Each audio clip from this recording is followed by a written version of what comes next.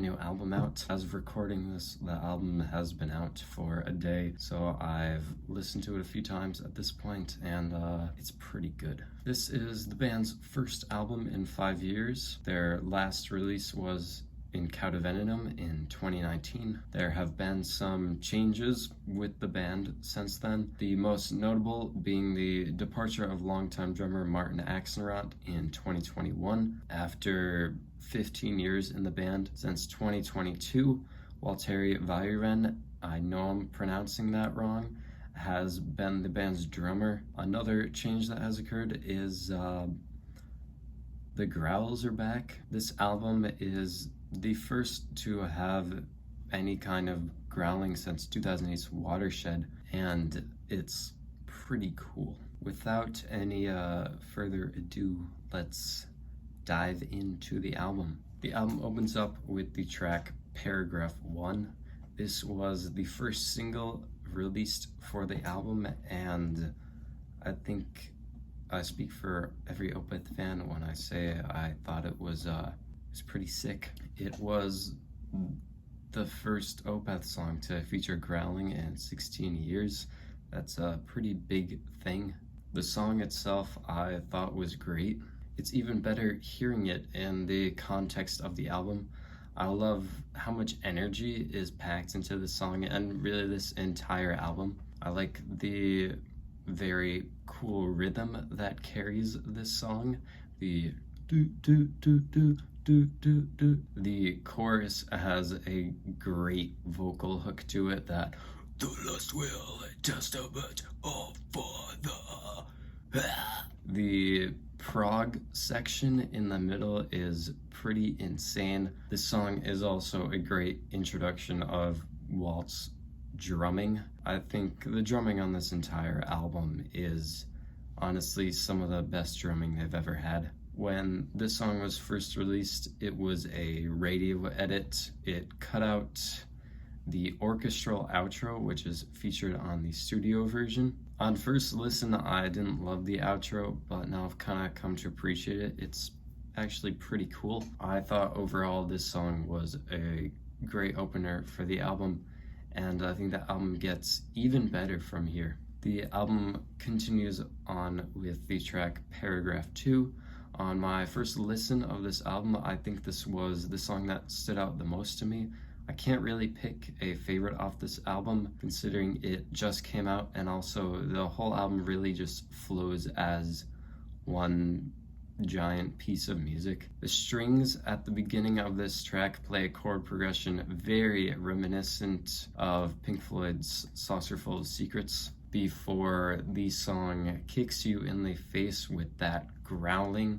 However, after only about 20 seconds of that, we are immediately lifted down into this very cool, atmospheric, clean section. I love the riff under the narration that takes place. The start-stop nature of this song, I think, is really cool. One of my favorite sections in the song is the unexpected major key acoustic section. This album surprisingly doesn't feature a ton of acoustic guitar, but when it's added, I think it stands out a lot, this being a very clear example of that. And the progression to end the song, I think, is very cool. From there, we flow smoothly into the next track, Paragraph 3. This was the second single.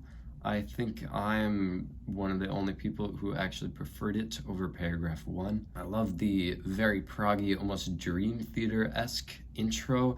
Lots of start-stop riffs before settling down into a calm section, which quickly escalates. I really like how this continues for pretty much most of the song, this constant build-up. Frederick's solo is amazing. I love the riff afterwards before it once again goes down into a quiet moment. I love the progression around 4 minutes. Very classic, creepy Opeth. My only real complaint about this song is the ending is pretty abrupt. It feels kind of tacked on. I wish they had tried more of a transition into that, but otherwise I think this song is great. I love how paragraph 4 continues the flow of the album very nicely. The groove that begins the song is a classic Opeth groove. Martin Mendez has a great bass line to go along with that. The growls are insane, and the first 2-ish minutes of the song is just non-stop energy before an abrupt cut into a harp section. It is, like I said, very abrupt, pretty unexpected, but I think it's very cool and very pretty. I love the riff that follows that, which features some flute from Jethro Tull's Ian Anderson. This riff continues to build before it explodes into an insane growling section. I love the dynamics throughout the whole song. There is so much range in this track, and the outro is very spooky. This track flows very nicely into paragraph 5. The intro continues this creepiness of the previous track. It has another great groove at the beginning.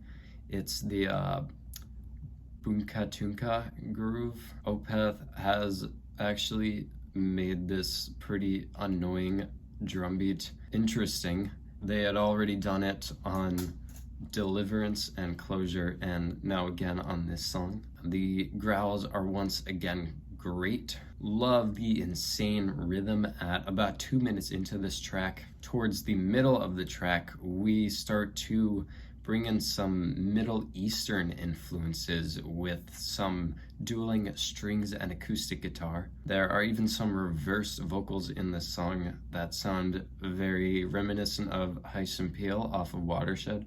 I think the outro is really cool. I do really like that progression as well as the vocals over top. The track paragraph 6 has a great organ and drum intro. There are some pretty big open chords at the beginning with some keyboards over top that almost make it sound like a sea shanty. I personally didn't love how this track started. I think the first 2 minutes, well, they are good. I am not super interested by them, but once the growls come in, the song escalates from there. Michael does his in comes a pretty sick riff. Walt's mini drum solo leads us into another wicked riff. There is another brief start-stop section before Joachim delivers an insane synth solo with another great guitar solo from Fred afterwards. The riff from before this solo makes a comeback. I love the melody with the vocals and strings following that, and the outro I think was very beautiful. The last of the paragraph songs is the track paragraph 7. I love the bass intro from Martin and the guitar chugs that follow it. It has a pretty creepy first verse. This song also contains a lot of narration. Sounds pretty British. I don't know if that's Ian Anderson doing the narration or not, but I'm assuming it is. I like the synth lead that comes in shortly after. Joachim delivers a great electric piano solo on this track. Personally, I think this is easily his best album. The growls make another epic comeback before an abrupt transition into a choir of many Michaels. My really only complaint, I guess I would say, about this song is the outro. It kind of just repeats for the last 2 minutes before fading out. But the energy around the middle part of this song is honestly one of my favorite parts of the album. And then the album concludes with the track A Story Never Told, the only song on the album with a proper title. The guitar intro is beautiful. It takes some very unexpected turns with some of the chords it goes to. The piano verse, I think, is very pretty. Some very good clean vocals from Mike. The addition of the flute in this track I really like as well.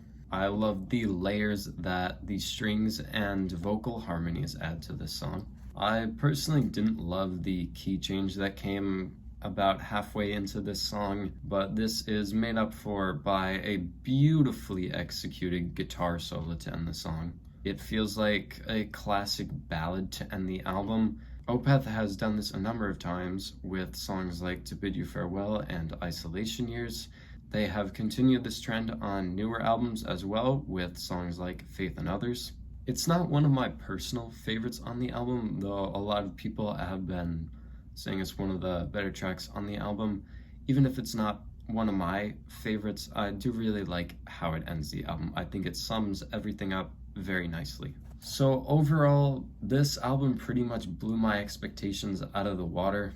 I've been an Opeth fan since, I guess, about a year and a half ago, and they quickly became my favorite band. So to have them release an album this good is insane. I am very happy to have experienced the release of this album. This is one of those albums where it's a lot to take in, even if the album is only 50 minutes long, making it, I believe, the second shortest Opeth album after Damnation. Despite it being not one of their longer projects, there is so much going on in this album. It's one of those albums where you really can't appreciate it on the first listen. You gotta give it more listens to have it sink in. Though, after only hearing it a few times, I can safely say it is in the top half of Opeth's discography, at least for me. My opinion probably will change over time. I don't know if it'll be for the worse or for the better, but as of now, I am extremely happy with this album. This exceeded my expectations.